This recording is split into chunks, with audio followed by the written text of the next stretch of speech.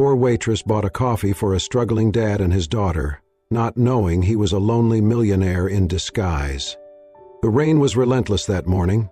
Sheets of gray water cascaded down the windows of the Rainy Bean, a tired little cafe tucked in a quiet corner of Seattle. Inside, the warmth of espresso and cinnamon did little to soften the tension behind the counter. "You gave away another muffin this morning, didn't you?" Mr. Olson's voice cracked like thunder. He glared over his glasses, arms crossed. Andrea Brunner, 24, wiped her hands on her apron and met his stare. Her blonde hair was pulled into a low ponytail beneath her beanie, and her cheeks were flushed from the heat of the espresso machine. "He was freezing," she said calmly. "Just a kid. He didn't even ask for anything. This is not a shelter. You want to feed people? Do it with your own paycheck." He shook his head and walked away, muttering about profit margins. Andrea sighed, glancing out the window at the rain. That was when the door creaked open. A man stepped in, rain dripping from his sleeves. His coat was worn thin, frayed at the cuffs, and 2 sizes too big. His shoes squeaked with every step. Beside him walked a little girl, around 6, with tangled brown curls peeking from her hood. She clutched a ragged pink doll, her small face pale and quiet. They hovered near the counter. The man's eyes darted briefly to the menu. Andrea approached, wiping her hands. "Morning. What can I get you?" He hesitated, reached into his pocket. Fumbled with a few worn bills. His eyes flicked toward the girl, then back at the register. "Just 1 small coffee, please," he said finally, voice low. Andrea glanced between him and the girl. The child stood silently, hugging her doll tighter. Her shoes were soaked through. "1 small coffee," Andrea repeated. "Coming right up." She stepped back, prepared the cup. Then, without a word, she grabbed another, poured a second coffee, reached into the muffin case, and wrapped one up, still warm. When she returned to the counter, she placed 2 coffees and the muffin in front of him. "I think you forgot your second order," she said, with a gentle smile. He looked startled. "But I only—" She held up a hand. "Rainy day special, on the house." The man's mouth opened, then closed. His eyes softened, moisture rising not from the rain but from something deeper. He gave a slow nod. "Thank you," he murmured. The girl whispered, "Thank you," and her fingers wrapped around the muffin like it was treasure. They sat in the far booth, away from the other customers. Andrea watched as the man unwrapped the muffin and split it evenly in half, 1 for him, 1 for her. The girl smiled for the first time, taking a tiny bite and leaning against his arm. Andrea kept glancing over as she worked. Something about them, silent, connected, tired, tugged at her. When she checked the table half an hour later, they were gone. The cups were empty, napkins folded, the muffin wrapper neatly discarded. But beneath the salt shaker she found an envelope. She picked it up, frowning. It was thick, too thick for a receipt or thank you note. Inside were 5 crisp $100 bills and a small piece of paper. "You just saved more than a morning." Andrea stood still, her heart thudding. She looked around the cafe, then out into the rainy street. They were nowhere in sight. She folded the note carefully, placing it back in the envelope. Mr. Olson passed behind her again. "Everything all right?" "They paid," Andrea said softly. "In cash." He grunted and kept walking, but Andrea was not thinking about receipts. She was thinking about the quiet man with sad eyes and the girl with the ruined doll. She did not know he was Joseph Bennett, millionaire founder of Bean and Brew, hiding in plain sight. A man who had lost nearly everything, except the daughter he now tried to protect while seeking something real. All Andrea knew was that she had given kindness to someone who truly needed it, and something told her that was not the end of it. The morning after the rain, Andrea left her apartment before sunrise. Her small studio above a laundromat smelled faintly of detergent and burnt toast. The heater coughed but never fully warmed the place. On the kitchen table sat a pill organizer and a medical bill, another reminder of the hospital debt she was slowly chipping away at. Her mother's heart had failed suddenly 3 years ago. The surgeries, medication, and care drained every dollar Andrea had ever saved. She worked double shifts, skipped meals, skipped birthdays. She paid in sweat and silence. But she smiled every day. She smiled because once, when she was 10 years old and hungry, a stranger had bought her lunch. No questions asked, just a warm sandwich and the quiet words, "One act of kindness can echo forever." Andrea never forgot. Joseph Bennett had also once believed in echoes, but his were filled with silence now. 5 years ago, he had held his wife's hand for the last time in a hospital room that smelled too clean. Her death shattered everything. Friends offered condolences, then disappeared. Business partners circled like vultures, disguising greed as sympathy. His mother, Eleanor, had not cried at the funeral. She had simply asked when he would remarry. "You need a proper family again," she said, "for Cheryl, and for the brand." Brand, that was the word she used for their lives now. So Joseph left. He sold the penthouse, rented a modest car, cut ties with media. He took Cheryl and started driving, not aimlessly, intentionally. They visited small towns, quiet cities. He carried only cash, no phone calls, no interviews. He wanted to see if people would treat him the same without the suits, without the title, without the money. Most days they did not, except for one morning in a rainy cafe in Seattle. After that first visit, Joseph found himself returning to the Rainy Bean. At first it was for the coffee, then for the warmth, then undeniably for the smile behind the counter.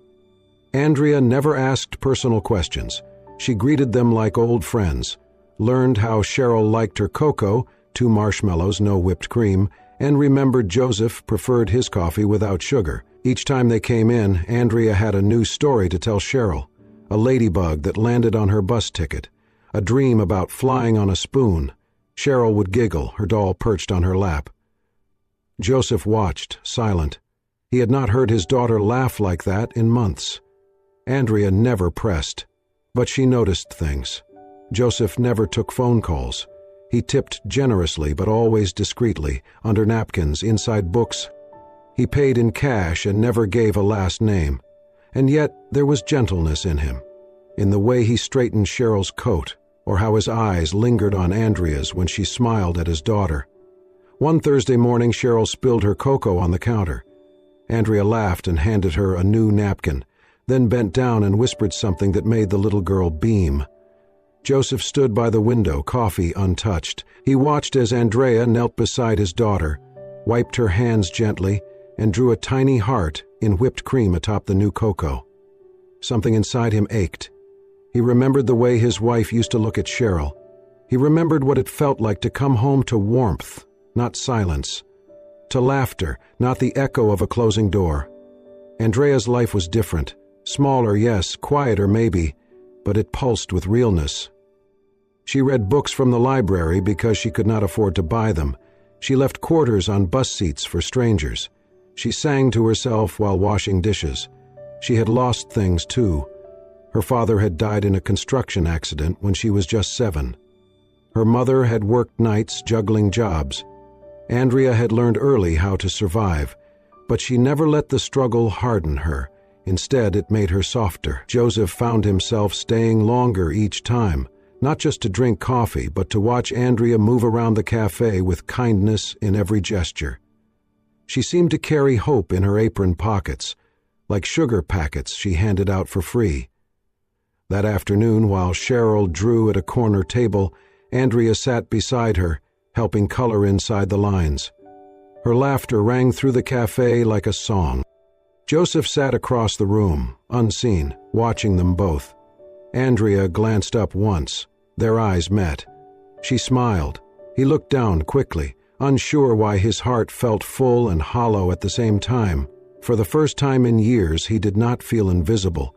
He felt seen, and that, more than money, more than legacy, was what he had been searching for. The rain had paused, but the pavement outside the Rainy Bean was still slick with memory. Inside, the cafe was quieter than usual. the soft hum of conversations mingling with the clatter of ceramic mugs. Andrea wiped down the counter when she spotted them again, Joseph and Cheryl, walking in just past the breakfast rush. Cheryl's face lit up at the sight of Andrea's sketchbook near the register. She clutched her doll and skipped over. Andrea crouched beside her, brushing a strand of damp hair from the little girl's forehead. "Want to draw something special today?" she asked gently. Cheryl nodded. Andrea handed her a pink crayon. Over the next few weeks they became regulars. Tuesday mornings, Thursday afternoons, always the same booth, the same quiet smiles. Andrea learned that Cheryl loved drawing suns with extra-long rays, that Joseph took his coffee black but always waited until Cheryl had her cocoa first. Andrea never asked where they lived or why they always paid in cash. She simply made space for them. She saved Cheryl's favorite seat, slipped her extra cookies. And when the sidewalk dried, she brought out chalk and let her color the pavement with rainbows. Joseph never asked for favors, never lingered too long. But he always tipped quietly, sometimes with a folded napkin that read, "You make mornings matter." Andrea never mentioned it. She simply smiled back. One Friday, the espresso machine gave out with a sad hiss. Andrea stared at it, heart dropping. The boiler had been faulty for weeks, and now it was dead. A line had started forming. "I've got it," she muttered, fumbling for the repair hotline. Before she could dial, Joseph stepped forward. "Mind if I take a look? I might know someone." Andrea blinked. "Seriously?" He nodded. "Just a hunch." 15 minutes later, a technician arrived. "Maintenance check, right?" he said cheerfully. "All pre-scheduled." Andrea glanced at Joseph. He simply sipped his coffee and shrugged. When the machine whirred back to life, the cafe erupted in applause. Cheryl clapped the loudest, running up to hug Joseph's leg. Andrea caught his eye. "You didn't have to," she whispered. He smiled softly. "You did not have to give us that muffin either." That night, after the cafe closed, Andrea cleaned the corner booth. A folded piece of paper peeked from under Cheryl's seat. It was a drawing, Andrea and Cheryl holding hands outside the rainy bean. Above them, a sun with oversized rays beamed down. In messy block letters, "Mrs. Andrea is my friend." Andrea sat down, the drawing trembling in her hands. Her throat tightened. She had not realized it, but somewhere between coffee refills and cocoa spills, she had become part of their world, and maybe, just maybe, they had become part of hers. But something lingered, something Andrea could not name. Joseph's jacket was still threadbare, but his shoes were suddenly polished. His hands, though gentle, lacked the calluses of a man used to hard labor. And when he spoke, there was a calmness, a precision, like someone who had spent years being listened to. Andrea shook the thought away. He was kind. That should be enough. Still, she folded the drawing and tucked it into her apron pocket, pressing it close to her chest. It felt like the start of something fragile, real, and just beneath the warmth, a question waited quietly. Who exactly was Joseph? The rain returned on a Thursday, soft and steady, tapping gently on the windows of the rainy bean. Andrea stood behind the counter, humming under her breath, pouring 2 hot cocos. One had 2 marshmallows, just how Cheryl liked it. She had barely set the drinks down when Joseph and Cheryl stepped through the door. Cheryl waved excitedly, holding up a crayon drawing. Andrea smiled and waved back, her heart lighter than it had been in weeks. But beneath her smile, something tugged. That morning, an envelope had arrived in her mailbox. Not bills, something far stranger. A letter from the hospital. Her mother's account had been settled in full. Andrea had stared at the page, stunned. Every debt, every payment, the surgeries, the medication, all gone, paid by an anonymous donor through a health charity. The hospital offered no further details. Andrea had cried silent, grateful tears. Then confusion crept in. She told Joseph the next day. He was watching Cheryl draw when she shared the news. "That's incredible," he said gently. his tone calm. Not surprised, just steady. "My mom cried," Andrea said. "She kept asking who would do something like that." Joseph nodded. "Maybe someone who understands what it feels like to carry too much alone." She smiled faintly. Something in his voice made her chest ache. But the mystery lingered. Then Lisa, a fellow barista, pulled Andrea aside during a quiet shift. "That guy," Lisa whispered, gesturing toward Joseph. "He's wearing a Patek Philippe." Andrea blinked. "A what?" "A super expensive watch. My cousin sells them. That model costs like 50 grand.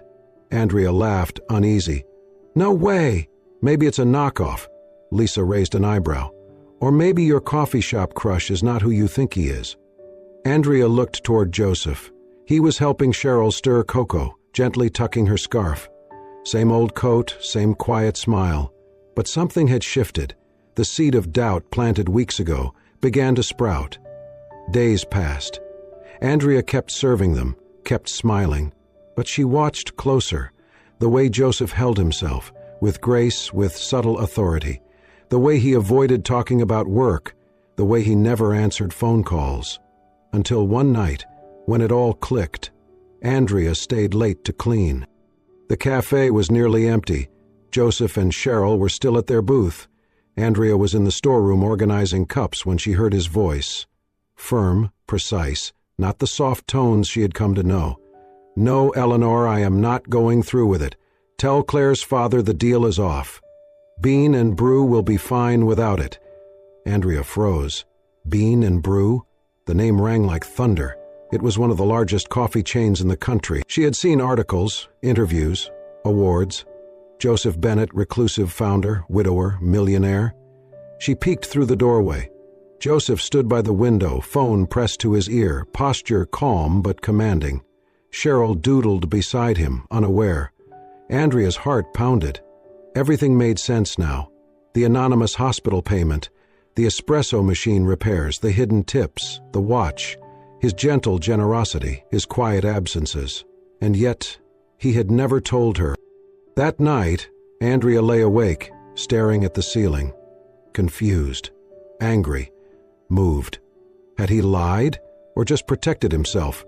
She thought of Cheryl's drawing, "Ms. Andrea is my friend." She had felt something growing between them. Real, unspoken. Was it still real, if wrapped in secrets? Andrea did not know the answer. The next morning she greeted them as always, smiling, polite, warm, but when Joseph reached for his coffee, her eyes lingered on his hands, not rough, not cracked, not hands used to hard labor. He smiled. She smiled back, but it did not reach her eyes, and as Cheryl tugged her sleeve, showing off another crayon picture, Andrea whispered to herself, "Who are you really, Joseph?" The next day the sky over Seattle turned a cold gray, heavy with unshed rain. Inside the rainy bean, Andrea arrived earlier than usual, her steps slower, heavier. On the counter sat the hospital envelope again. She had brought it from home, her fingers brushing over the bold black letters, "Paid in full." But this time the donor's name was printed clearly at the bottom, Joseph Bennett. She stared at it for what felt like hours. No note, no apology, just the truth she had never asked for, but had long suspected. She folded the paper and slipped it into an envelope of her own, laid it flat on the counter. Her breath was uneven, her throat tight. Part of her wanted to cry, the other part was too proud. The bell above the cafe door chimed. Joseph and Cheryl walked in hand as always. Cheryl beamed. Joseph's eyes searched the room, found Andrea, and softened. Andrea didn't smile. He stepped forward. "Morning," he said gently. Andrea said nothing. Instead, she placed the envelope between them on the counter. Her hand didn't shake. "I need to talk," she said quietly but clearly. Joseph glanced down at the envelope, saw the name on it. The smile left his face. His lips pressed into a thin line. "You paid for my mother's surgery," Andrea said. "Without telling me." He nodded. "I did. Why?" she asked. "Why go behind my back? Why not say something?" Joseph glanced toward Cheryl, who had wandered toward the chalkboard to draw. His voice lowered. I wanted to help. That's all. Andrea crossed her arms. Help? That's what you call it? Dropping money from the shadows and pretending to be poor? I never pretended, he said, his voice still calm. I just did not correct the assumption. Her eyes flashed. That's the same thing, Joseph. I was trying to live honestly, to be seen without the name, the wealth. Just me. Andrea leaned in. You wanted honesty, but built this on lies. You paid for my mom. You fixed the machine. You left hundreds in tips, and you let me believe we were equals. I never meant to make you feel small, he said. I only wanted to return the kindness you gave us, quietly. But you were never honest with me, she snapped, voice rising. A few heads turned in the cafe. Joseph's jaw tensed. You think it was easy, living like this? Trying to figure out who actually sees me? Andrea's hands curled into fists. I saw you, Joseph. I saw you from the first moment you walked in, soaking wet with your daughter. But now I wonder, did you ever really see me? Joseph took a step back, pain flickering across his face. I never wanted this to hurt you. But it did, Andrea whispered, because you didn't trust me enough to tell the truth. Silence fell between them. Then Cheryl tugged on Andrea's apron, her eyes wide with worry. Miss Andrea, are you mad at Daddy? Andrea looked down, her throat closing. No, sweetie, she said, her voice soft but breaking. I'm just sad. Joseph reached out. Andrea? She stepped away. Maybe you should go. Cheryl clutched his hand tightly. Please don't leave. Joseph knelt beside her. It's okay, sweetheart, he murmured. Sometimes grown-ups just need a little space. Cheryl looked back at Andrea. Her lower lip trembled. But I drew you something. Andrea turned away quickly, biting her lip to stop from crying. Her chest ached. Joseph stood, his hand on Cheryl's shoulder. We're going, he said quietly. Andrea didn't move, didn't speak. The bell above the door chimed once more, then silence. She fled to the storage room, leaned against a stack of flour bags, pressed her hands to her face. Tears spilled, hot and fast, not just from betrayal, but from something deeper. She had trusted him, grown to care for Cheryl, found something honest in a dishonest world, and now it felt like a fragile dream slipping through her fingers. In the quiet of the back room, she whispered, How did we get here? Joseph stood in front of the towering glass windows of his penthouse, looking down at the glittering Seattle skyline. Everything around him shimmered with affluence, polished marble floors, designer furniture, curated art. But inside, he felt nothing but emptiness. He had returned to this life, but it no longer felt like home. Behind him, Eleanor's voice cut through the silence. Claire will be here at 7 sharp. Please wear the navy suit. Joseph did not turn around. I am not going. Eleanor stepped closer, her heels clicking on the marble. She is perfect for you. Her father owns the largest logistics firm on the West Coast. This is not about feelings, it is about future. Legacy. Joseph exhaled slowly. My future is Cheryl. You can have both, she said tightly. Love comes later, stability comes first, he turned. I already tried your version of stability. It cost me my wife. I will not trade my soul again. Eleanor's face hardened. Then do not expect this family to support your foolishness. He walked away without another word. That night, Cheryl coughed until dawn. Fever burned her small frame, and Joseph barely left her side. He pressed cool cloths to her forehead, whispered lullabies his late wife used to sing. In the quiet, her tiny voice rasped, Is Miss Andrea mad at us? Joseph's heart broke. No, sweetheart, she is just sad. Cheryl blinked up at him. I miss her. He kissed her hand. Me too. Across town, Andrea stared at her laptop in the dim light of her bedroom. Her heart still ached, but something inside her refused to believe Joseph had acted out of arrogance. She typed his full name into the search bar, Joseph Bennett. A cascade of news articles, financial profiles, and charity board mentions flooded the screen. Her eyes scanned each one. a picture of him accepting a community leadership award, another of him and Cheryl at a food bank in Tacoma. One line stopped her cold. Following the loss of his wife in a tragic accident, Bennett withdrew from public life, but continued quietly funding programs for single mothers and children in need. Andrea leaned back in her chair, her breath caught in her throat. He had not lied to manipulate. He had hidden himself to protect what was left of his heart. She closed the laptop slowly and stepped into the kitchen, where her mother sat with a book. Mrs. Daniels looked up, sensing something in Andrea's expression. "Did you ever hear of a Joseph Bennett?" Andrea asked softly. Her mother frowned, then nodded. "He was on the news years ago. Lost his wife. Set up scholarships." "Why?" Andrea hesitated. "He's Cheryl's dad. He's the one who paid for your surgery." Her mother's eyes widened. "Andrea!" Andrea looked down. "I pushed him away.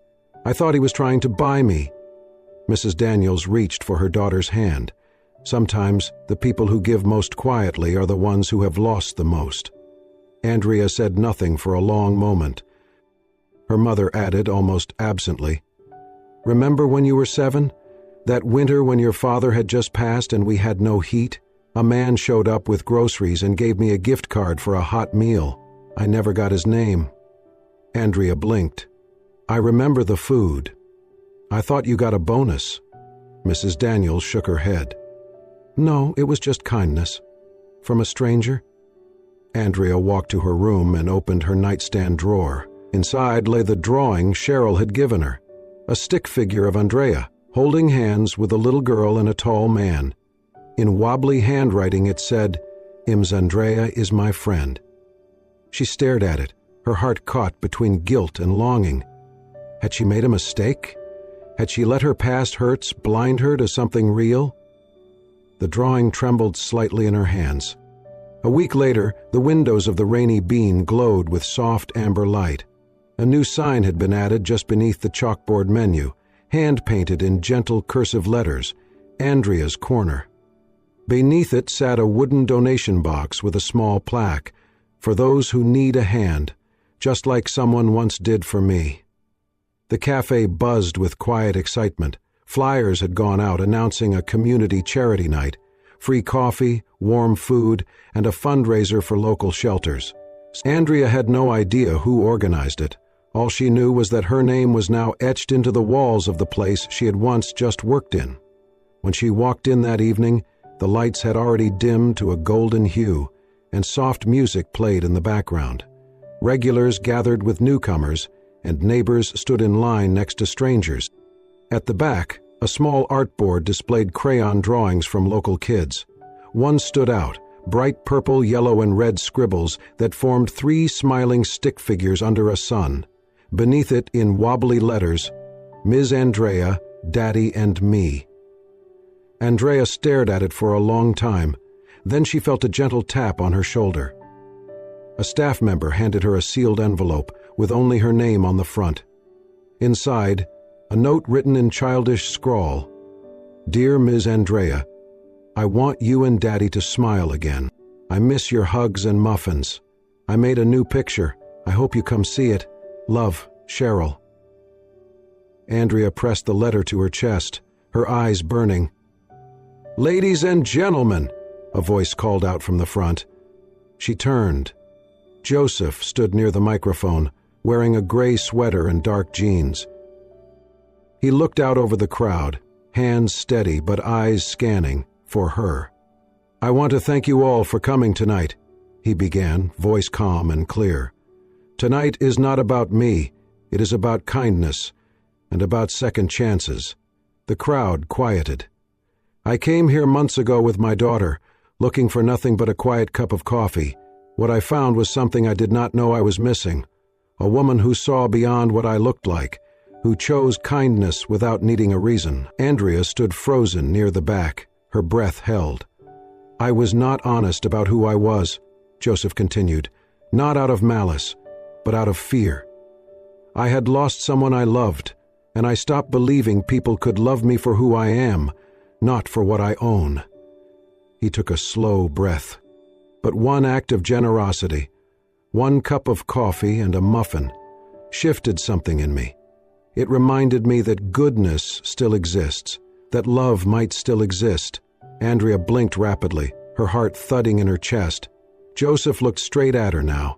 "Andrea, I am sorry for not trusting you with the truth, and I am sorry for walking away before you could truly understand who I am. But Cheryl and we miss you. More than you know." Silence held for a beat. Then Andrea stepped forward.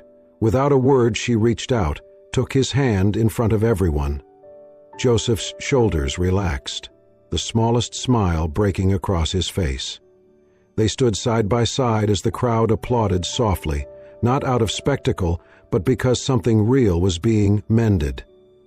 Later that night, the three of them passed out meals to people lined up outside.